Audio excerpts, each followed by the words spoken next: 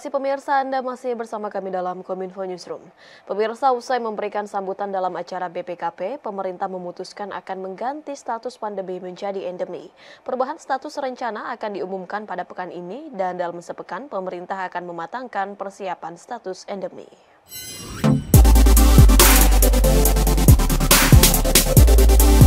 Presiden Republik Indonesia Joko Widodo usai memberi sambutan dalam acara BPKP mengatakan pemerintah sudah memutuskan untuk masuk ke status endemi COVID-19. Keputusan tersebut diambil dalam rapat terbatas yang digelar di Istana Kepresidenan pada Selasa 13 Juni lalu. Kepala negara menegaskan status endemi di Indonesia akan diumumkan pekan ini. Presiden menjelaskan dalam sepekan hingga 2 pekan mendatang, pemerintah akan mematangkan soal persiapan status endemi. Status endemi akan segera diumumkan sebab kondisi penularan COVID-19 di Indonesia sudah landai dan vaksinasi di Indonesia juga sudah mencapai di atas 452 juta dosis. Ya, ini dimatangkan lah, seminggu 2 minggu ini segera diumumkan karena memang semuanya sudah. Kriterianya gimana Pak? Sudah disebut sebagai endemi. Kriterianya bagaimana dari rapat kemarin? Ini nanti yang akan didetailkan jumlah kasus, misalnya kayak 2 hari yang lalu hanya 117, kemudian kasus aktif 10.200-an, vaksinasi kita juga sudah di atas 452 juta dosis dan lain-lainnya. Sehingga kita kemarin rapat dan sudah kita putuskan untuk masuk ke endemi. Tetapi kapan diumumkan, ini baru dimatangkan dalam seminggu 2 minggu ini. Berarti bulan ini ya Pak? Pengumumannya bulan ini? Insya Allah bulan ini. Sebelumnya, Presiden Joko Widodo disebut sudah mengambil keputusan mengenai status pandemi COVID-19 di Indonesia. Hal itu disampaikan oleh Menteri Kesehatan Budi Gunadi Sadikin usai rapat terbatas yang membahas COVID-19 dengan Presiden Joko Widodo. Menurut Menkes, WHO mengapresiasi Indonesia yang dapat menangani pandemi COVID-19 dengan baik. WHO juga memberikan panduan agar masyarakat dapat memahami protokol kesehatan, sistem surveillance, hingga deteksi dini terhadap virus. Sementara itu pemirsa, Presiden Joko Widodo menegaskan ekspor pasir yang dibuka kembali pemerintah bukan semata mendatangkan investasi Singapura di ibu kota Nusantara. Ekspor pasir akan diambil dari pasir hasil sedimentasi yang mengganggu pelayaran dan kelestarian terumbu karang. Presiden Republik Indonesia Joko Widodo menegaskan dibukanya ekspor pasir laut bukanlah karena potensi investasi Singapura ke ibu kota Nusantara, melainkan untuk mengambil pasir hasil sedimentasi yang mengganggu pelayaran dan kelestarian terumbu karang.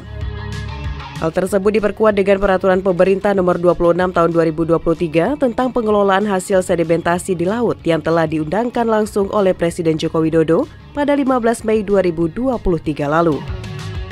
Adapun berdasarkan salinan PP 26/2023 Pasal 9 Ayat 2 disebutkan bahwa pemanfaatan sedimentasi berupa pasir laut digunakan untuk reklamasi di dalam negeri, pembangunan infrastruktur pemerintah, pembangunan prasarana oleh pelaku usaha dan atau ekspor sepanjang kebutuhan dalam negeri terpenuhi dan sesuai dengan ketentuan peraturan perundang-undangan. Meskipun terdapat pasal yang memperbolehkan ekspor pasir laut dalam PP 26/2023, namun tidak semua daerah diperbolehkan untuk mengirim pasir laut ke luar negeri. Tidak ada hubungannya. Ini sebetulnya yang di dalam Perpres itu adalah pasir sedimen, loh. Ya, pasir sedimen yang mengganggu pelayaran, yang mengganggu juga terumbu karang. Memang dulu arahnya ini rapat sudah lama sekali, bolak-balik masih, karena nanti pasti arahnya ke situ.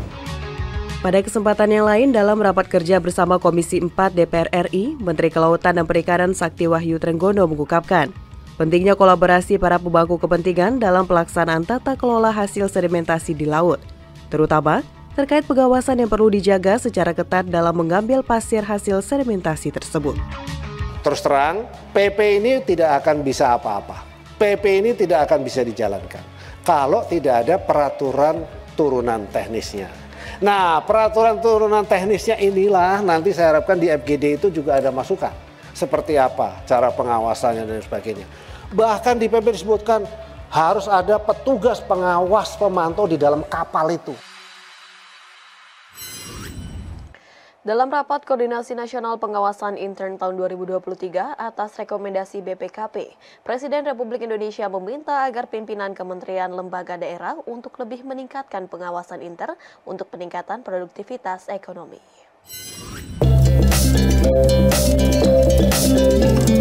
Presiden Republik Indonesia Joko Widodo dalam rapat Koordinasi Nasional Pengawasan Intern tahun 2023 meminta agar pimpinan kementerian lembaga daerah untuk tidak mengabaikan dan segera menindaklanjuti rekomendasi yang diberikan oleh Badan Pengawas Keuangan dan Pembangunan. Hal tersebut disampaikan Presiden berdasarkan laporan Kepala BPKP Muhammad Yusuf Ateh bahwa tantangan utama BPKP dalam pengawasan intern yakni upaya pengawalan dan pendampingan belum sepenuhnya diterima dengan baik oleh pimpinan kementerian lembaga daerah.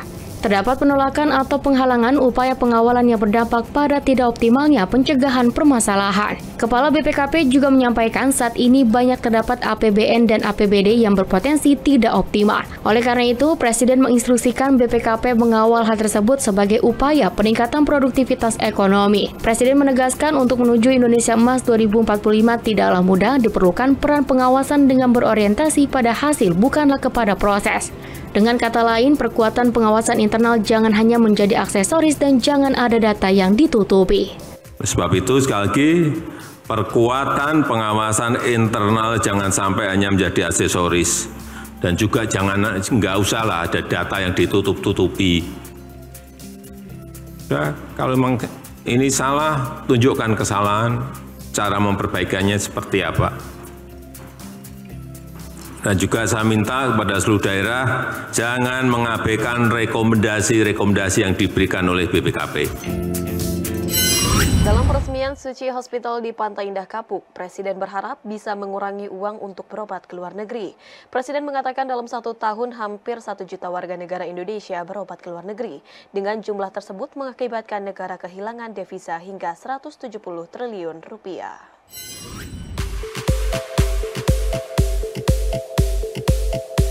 Presiden Joko Widodo pada Rabu 14 Juni 2023 meresmikan Suci Hospital yang berada di Pantai Indah Kapuk. Suci Hospital telah dilengkapi dengan peralatan yang mampu bersaing dengan rumah sakit terkemuka di luar negeri, baik itu berkaitan dengan pengobatan kanker, talasemia, sumsum tulang, dan sarana serta prasarana canggih lainnya. Selain itu, Suci Hospital juga telah menjalin kerjasama dengan BPJS Kesehatan dan sejumlah perusahaan asuransi. Presiden Joko Widodo berharap dengan adanya Suci Hospital mampu mengurangi capital outflow yang dilakukan masyarakat Indonesia yang merupakan aliran dana bersih yang diinvestasikan ke luar negeri pada periode tertentu. Presiden menyebutkan dalam 1 tahun hampir 1 juta warga negara Indonesia yang berobat ke luar negeri. Hal tersebut mengakibatkan Indonesia kehilangan devisa sebesar 170 triliun rupiah. Karena kita tahu warga negara Indonesia yang berobat ke luar negeri itu hampir 1 juta orang setiap tahun. Dan kita kehilangan devisa karena membayarnya ke luar negeri, kehilangan devisa 11,5 miliar US dollar, 170 triliun hilang. Jangan bawa uang keluar, jangan ada capital outflow, jangan. Pemirsa, usai jeda kami akan mengajak Anda untuk mengulas lebih dalam mengenai inovasi negara dalam pemberantasan kemiskinan ekstrim sesaat lagi.